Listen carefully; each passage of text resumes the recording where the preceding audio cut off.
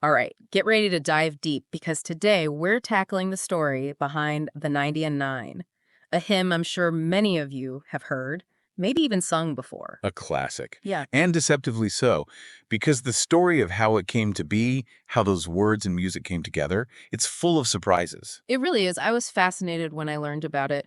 We're digging into some excerpts from the Hymnology Archive to uncover just that, how this hymn was born and the impact it's had over time. What's interesting to me is this wasn't a composer sitting down saying, I'm going to make this Bible passage into a song.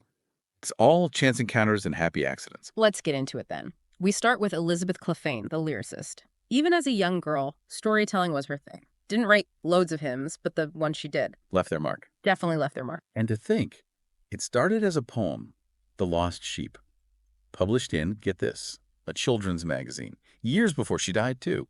So quite the journey to beloved hymn. Feels destined though, right? Like that poem was meant for bigger things, but it needed the music. And that's where Ira Sankey enters the picture. Imagine this. He finds the poem completely by chance, left behind on a train. A discarded newspaper, can you believe it? Talk about being in the right place at the right time.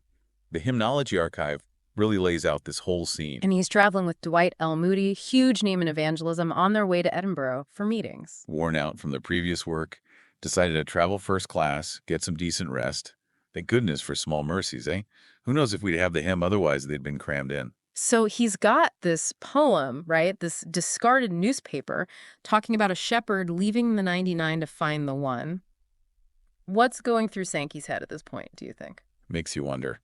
Just chance or, well, something more. Sankey himself called it providence. He even tried to show Moody right there and then, all excited. Really? What'd Moody do? Snub him? Totally engrossed in some letter, missed the whole thing. Can you imagine you find this piece that speaks to you, your friend can't even glance up? That's kind of hilarious. But I get it. We've all been there. So focused, you miss what's right in front of you. Good thing Sankey didn't give up on the poem, though, right? Oh, yeah. Yeah. Tucked it away in his musical scrapbook. Imagine the other finds in there. But anyway, Edinburgh. Right, Edinburgh. So they get there, these meetings. Second day, the topic. The Good Shepherd. Talk about timing. You couldn't plan that. You couldn't make it up. So, of course, Moody's got Sankey closing out the service in song, as usual. I'm guessing. But wait, Sankey's got this poem rattling around in his head since the train, but no music. Exactly. Here's the thing, though. He doesn't have the music. Oh, no. What'd he do? Leap of faith time. Books a newspaper clipping right there on the organ. Starts playing. Wait, hold on. Starts playing. Just like that. He hasn't got anything prepared. Nope. Just goes for it. And the way he tells it, the tune just came to him note by note, like he was being guided or something. That's incredible. Talk about a moment, room full of people, the weight of that message, and suddenly it's there. Yeah, and the impact. Instant.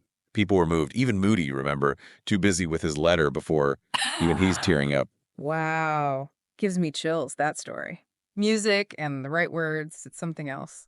So that's it then. The 90 and 9 as we know it, right there. Pretty much. Well, slight detour on the way.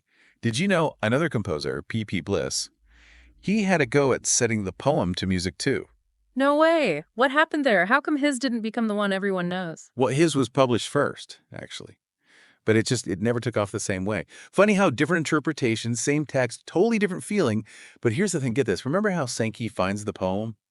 That train to Edinburgh? Of course. It's like a movie, the whole thing. Right.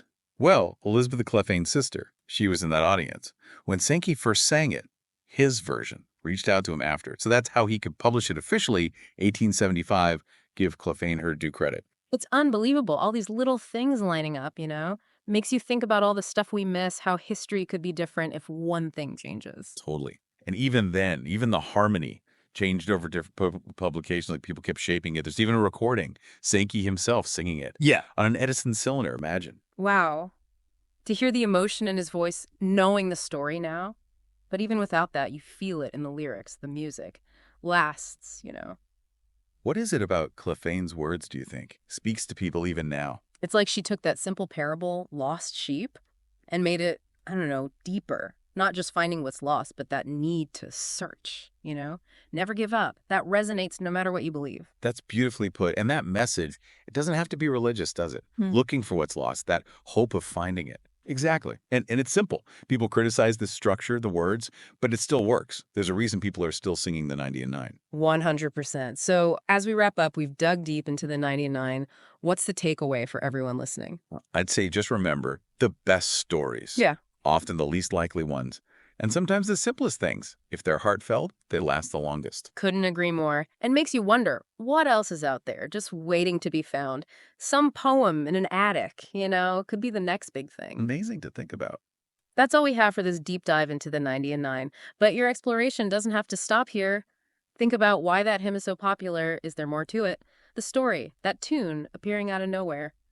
Something to ponder. Maybe even hum a few bars while you do. Until next time, happy listening. There were 90 and 9 that safely lay in the shelter of the fold, but one was out on the hills away, far off from the gates of gold. Away on the mountains wild and bare, away from the tender shepherd's care, away from the tender shepherd's care. Lord, thou hast here thy 90 and 9. Are they not enough for thee?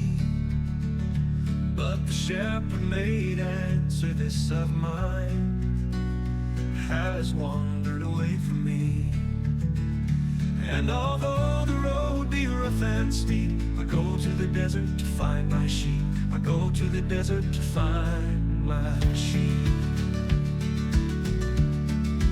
But none of the ransomed ever knew how deep were the waters crossed, nor how dark was the night the Lord passed through.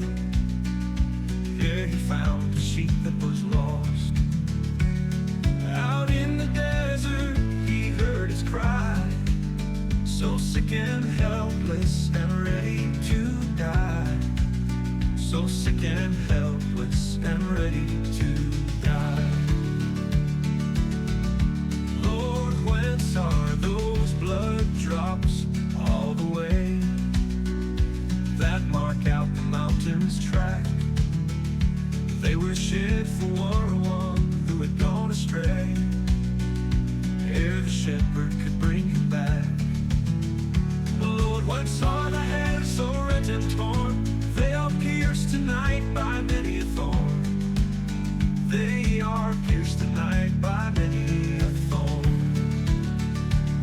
And all through the mountains thundering, and up from the rocky steep, there rose a glad cry to the gate of heaven. Rejoice, I have found my sheep. And the angels echoed around the throne. Rejoice, for the Lord brings back his own. Rejoice,